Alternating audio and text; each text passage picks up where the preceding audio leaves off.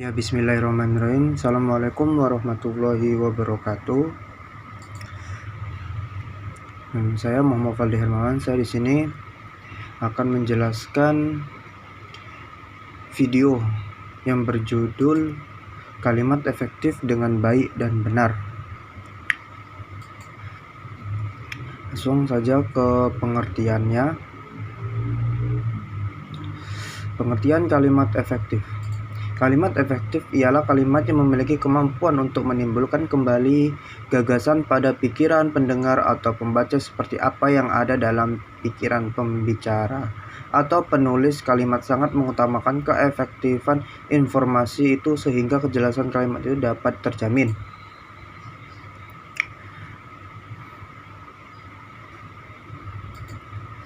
Menurut para ahli, menurut Nasution Romati dan Wahyudi, kalimat efektif dipahami sebagai kalimat yang dapat menyampaikan informasi dan informasi tersebut mudah dipahami oleh pembaca. Menurut Arifin, kalimat efektif adalah kalimat yang memenuhi kriteria jelas, sesuai dengan kaidah, ringkas, dan enak dibaca.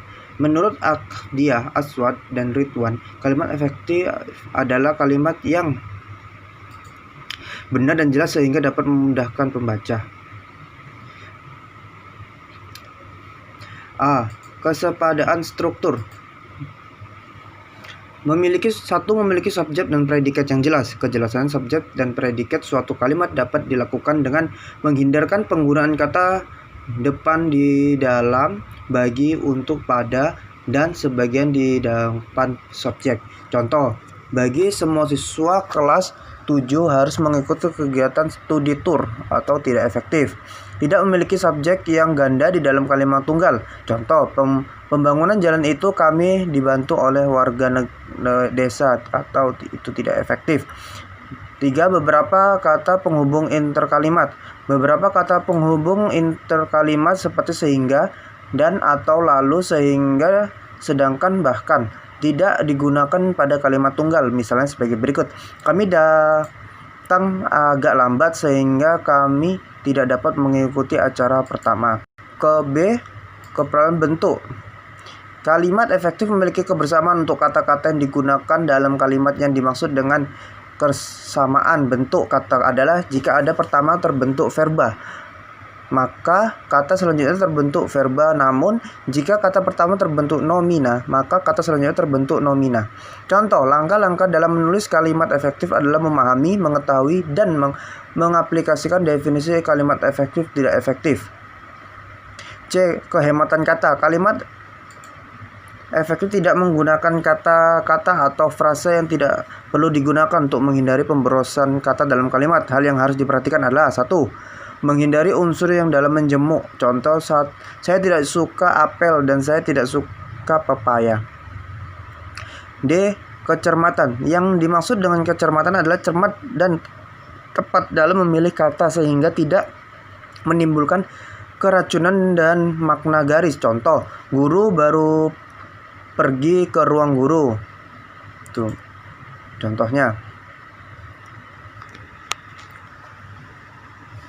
Terus, ketegasan. Ketegasan adalah penegakan, ialah satu perlakuan penonjolan terhadap ide pokok dari kalimat.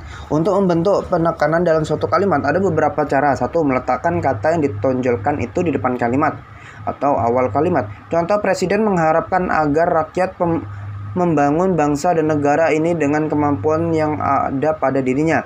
F. Kepaduan kalimat efektif memiliki kepaduan pernyataan sehingga informasi yang disampaikan tidak terpecah-pecah. Berikut ini ciri-ciri kalimat padu ialah: 1. Kalimat yang padu tidak bertele-tele. Oleh karena itu, hindari penggunaan kalimat yang panjang dan bertele-tele. Contohnya, Farhan menceritakan tentang pengalaman pertandingan. G. Kelogisan. Yang dimaksud dengan kelogisan adalah ide yang ada dalam bagian itu dapat diterima atau dimengerti oleh akal dan sesuai kaidah EBI. Contohnya, waktu dan tempat kami persilahkan.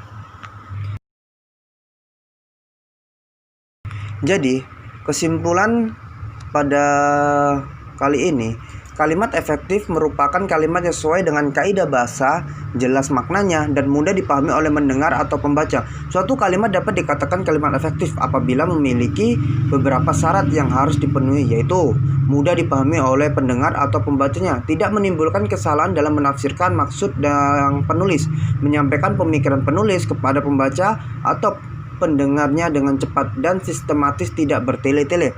Suatu kalimat efektif harus memiliki ciri-ciri, yaitu kesepadaan struktur, keparalelan bentuk, kehematan kata, penyelamatan, ketegasan, kepaduan, serta kelogisannya. Mungkin hanya ini yang dapat saya sampaikan, kurang lebihnya saya mohon maaf. Wassalamualaikum warahmatullahi wabarakatuh. Terima kasih.